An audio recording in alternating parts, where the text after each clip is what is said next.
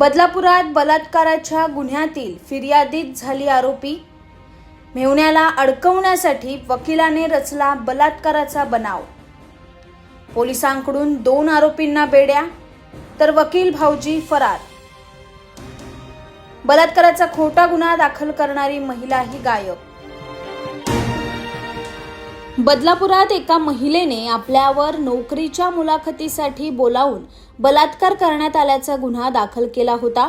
या गुन्ह्याच्या तपासात वेगळंच सत्य समोर आलं असून आपल्या मेहुण्याला बलात्काराच्या खोट्या गुन्ह्यात अडकवण्यासाठी उल्हासनगरातील एका वकिलाने हा सगळा कट रचल्याचं उघड झालं आहे। या प्रकरणी बदलापूर पूर्व पोलिसांनी गुन्हा दाखल करत 2 जणांना बेड्या ठोकल्या आहेत, तर कट रचणारा वकील आणि बलात्काराचा खोटा गुन्हा दाखल करणारी महिला फरार झाले आहेत। उल्हासनगरातील वकील सनी चौहान याच्या पत्नीने त्याच्यावर घरगुती हिंसाचाराचा गुन्हा दाखल केला होता। मात्र यामध्ये आपल्या पत्नीला तिचा भाऊ अभिषेक सिंग याची फूस असल्याचा संशय आणि राग सनी चौहान याला होता। त्यामुळेच त्याने अभिषेक सिंग याला बलात्काराच्या प्रकरणात अडकवण्याचा कट रचला। त्यानुसार उल्हासनगरातील एका महिलेला त्याने आपल्या कटात सामील करून घेतलं।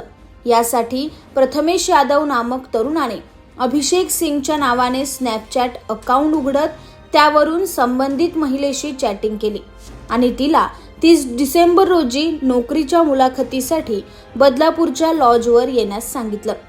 30 डिसेंबर रोजी सनी चौहान याने त्याचा मित्र भावेश तोतलानी याला अभिषेक सिंग नावाने बनावट आधार कार्ड तयार करून देत बदलापूरच्या एका लॉजवर पाठवलं। तिथे कटात सहभागी असणारी महिला नोकरीच्या मुलाखतीच्या निमित्ताने गेली आणि काही वेळाने लॉजमधून निघून तिने थेट बदलापूर पूर्व पोलीस ठाण्यात जात अभिषेक सिंग यांनी आपल्यावर बलात्कार केल्याची तक्रार केली। या गुन्ह्याच्या अनुषंगाने पोलिसांनी अभिषेक सिंग याचा शोध घेतला असता तो उत्तर प्रदेशातील लखनौमध्ये असल्याचं पोलिसांना समजलं। त्यामुळे पोलिसांची टीम दुसऱ्याच दिवशी लखनौला रवाना झाली। मात्र अभिषेक याने आपण मागील काही दिवसापासून लखनौमध्येच असून त्याने त्याचे सर्व पुरावे आणि सीसीटीव्ही फुटेज पोलिसांना दाखवले। त्यामुळे हे प्रकरण वेगळं असल्याचं पोलिसांच्या लक्षात येताच त्यांनी या प्रकरणाचा उलट्या दिशेने तपास सुरू केला।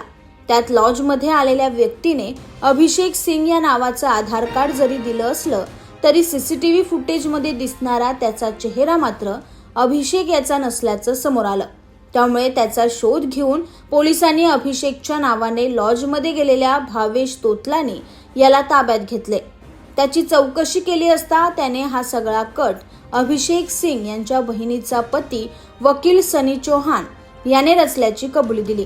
त्यामुळे पोलिसांनी या कटात सहभागी असलेल्या भावेश तोतलानी आणि प्रथमेश यादव या दोघांना अटक केली। दुसरीकडे पोलिसांच्या या कारवाईचा सुगावा लागताच वकील सनी चौहान आणि बलात्काराचा खोटा गुन्हा दाखल करणारी महिला हे दोघेही फरार झालेत। या दोघांचा आता पोलिसांकडून कसून शोध सुरू आहे।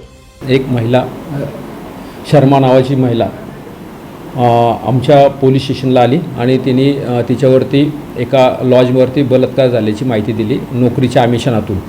तर ती आल्यानंतर आम्ही तिच्याकडे चौकशी केली आणि चौकशी केल्यानंतर तिने सांगितलं की नाही माझ्यावर बलात्कारच झाला आहे आणि माझी फिर्याद तुम्ही घ्यावी। म्हटलं ठीक आहे, म्हणून आम्ही तिचं फिर्याद दाखल केली। फिर्याद दाखल केल्यानंतर तिने जो आरोपी सांगितला होता अभिषेक सिंग नावाचा, तर त्याच्या अनुषंगाने आम्ही तपासाची चक्र फिरवली असता तो उत्तर प्रदेशमध्येच होता, त्याच्या घरीच होता आणि त्या परिसरात त्याच्या कामकाजानिमित्त तिथंच उत्तर प्रदेशमध्ये असल्यामुळे लखनौमध्ये असल्यामुळं तो इकडं आलेलाच नव्हता। आणि हा जो सनी चौहान नावाचा जो वकील ॲडव्होकेट्स आहेत त्यांनी स्वतःच्याच त्या पत्नीच्या भावाला याच्यामध्ये अडकवण्याचा प्रयत्न केला, कारण का त्या पत्नीचं आणि त्याचं पटत नव्हतं आणि त्याच्यावरती 498 दाखल करण्यात आलेला आहे। ह्या त्याचा सूड घेण्यासाठी त्याच्यावर हा त्यांनी कट रचला आणि कटामध्ये त्याचेच मित्रपरिवार ह्याच्यामध्ये सामील करून घेतले आणि स्वतःच त्या कटाचा मुख्य प्रमुख म्हणून राहिलेला आहे आणि तोच आता याच्यामध्ये आम्ही पुढील कारवाई करत आहोत।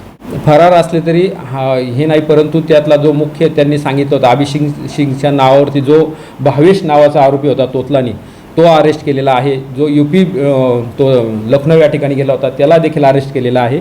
आता हे देखील आम्ही पुराव्यानिशी यांना देखील अटकच करत आहोत। पळून पुढे जाणार आहेत, अटक तर होणारच आहे त्यांना। आपल्या पत्नीने आपल्यावर दाखल केलेल्या घरगुती हिंसाचाराच्या गुन्ह्याचा बदला घेण्यासाठी मेहुण्याला बलात्कारासारख्या गंभीर गुन्ह्यात अडकवण्याचं षडयंत्र वकिलानेच रचल्यानं वकिली पेशाला काळिमा फासला गेलाय.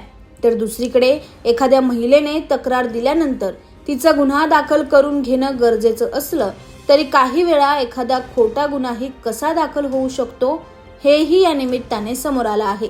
मात्र बदलापूर पोलीस ठाण्याचे वरिष्ठ पोलीस निरीक्षक किरण बालवडकर आणि पोलीस निरीक्षक राजेश गज्झल यांनी उघड केलेल्या या बनावट बलात्कार प्रकरणामुळे अशा प्रकारांना भविष्यात नक्कीच आळा बसेल अशी अपेक्षा व्यक्त होते. Bureau report, AB fast news, Badlapur.